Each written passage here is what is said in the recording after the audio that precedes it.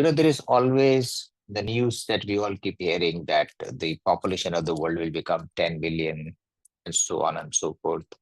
Even for India, it is same, that will be 1.6 billion. We are already the most populous country in the world. And someone who works on the economy and someone who ideated the Viksit Bharat Abhiyan, I have also relied on the global data that talks about population growth.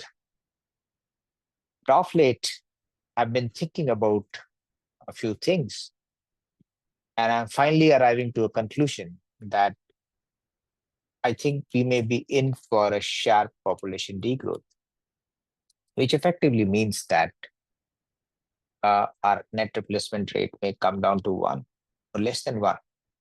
So just think about what happens to India if our NRR is one or less. That means we will slide into the situation Japan has got into over the last couple of decades. But Japan became an aged nation after it became wealthy. We are still a lower middle income country. I think as a country, we need to plan for a situation keeping in mind that the population goes in for a constant decline.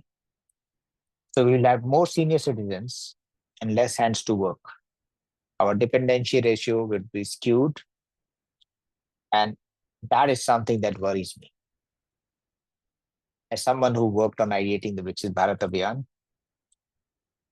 I discussed this today with a senior official and I said, no one is talking about this one issue.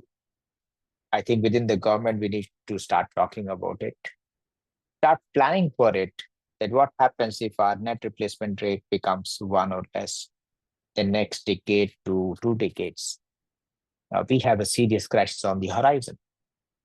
And I think all of us have to work together. At the end of the day, it's our country. Whatever happens, we have to take ownership. This generation is the bridge between the previous and the one which will come next. So we have a huge responsibility to get this sorted. Let's discuss this. I'll be happy to host a webinar or discussion face to face to find a solution to this challenge.